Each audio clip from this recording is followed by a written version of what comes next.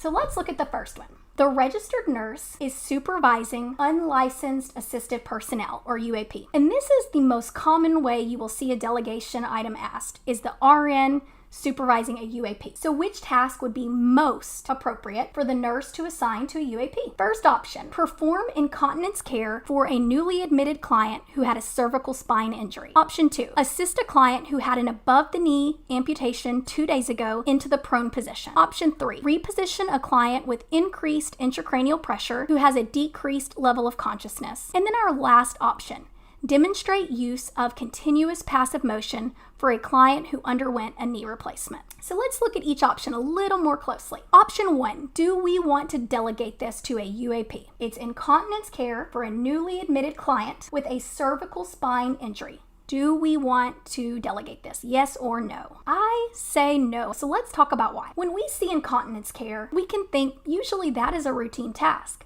But we have to always look at the context. We always have to look at the information that's actually in the question. This is our key word, newly admitted client. I'm going to go ahead and give you a helpful tip for NCLEX. Anytime you see the words just arrived to the unit or newly admitted client, that, guys, is an unstable client, okay? So we haven't even seen them yet. For all we know, they could be in there not breathing, no pulse. So that's a big old red flag that this is a high priority patient because they are considered unstable until we have seen them. Also, this client has a cervical spine injury. So whenever we are performing incontinence care, we know that it involves rolling a client typically if we want to clean them well. When you have a client with a cervical spine injury, rolling them is no longer a routine task. This is a very high risk task. We know that we have to use a log roll technique, otherwise we can worsen that spinal injury. So there's 2 reasons this first option is wrong. The client is unstable because they're newly admitted, and incontinence care or turning a client with a spinal injury is not routine. So that is a big old no. I agree with all of you guys. So a lot of you guys are saying you want option 2 to be the correct answer, and I might agree with you, but let's talk a little bit more about why.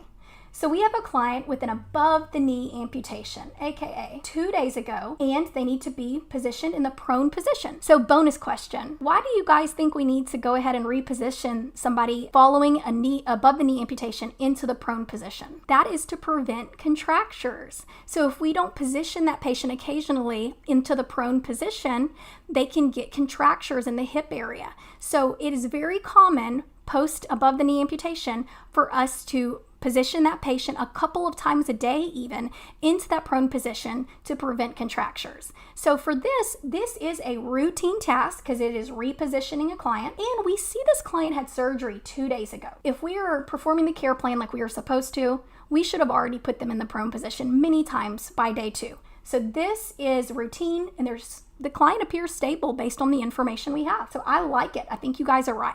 But let's talk a little bit about the next options. So repositioning a client with increased ICP who has decreased level of consciousness. So although repositioning seems like a routine task, anytime we are repositioning a client that has increased intracranial pressure or is at risk for increased intracranial pressure, is it a routine task or basically a task that poses no risk to reposition a client with increased ICP or at risk for increased ICP? What do we think? What happens if we position them in a supine position, or we put the head of the bed too low and something bad happen? We can make that intracranial pressure increase even more. So this is actually very risky. It's not a routine task to reposition a client with increased ICP. So we know that this is not a routine task, but also the client is having decreased level of consciousness. So do we think they are stable? Yes or no? Say no. Anytime we have a client with increased intracranial pressure and we start noticing big shifts in their mental status, that's a bad sign. It's a sign our client is getting worse. So we certainly would not want to delegate this because, once again, it's not a routine task to reposition a client with increased intracranial pressure, and this client's unstable. And then option 4, demonstrate use of continuous passive motion for a client who underwent a knee replacement. So do y'all remember what that CPM is? That is the machine that helps make the stepping motion with the knee, so it prevents contractures post-operatively. It helps make sure that that client maintains good range of motion in that joint. So that seems routine, but why shouldn't we delegate option 4? Teaching. So NCLEX isn't always going to make it as simple as using the words you see in the nursing process.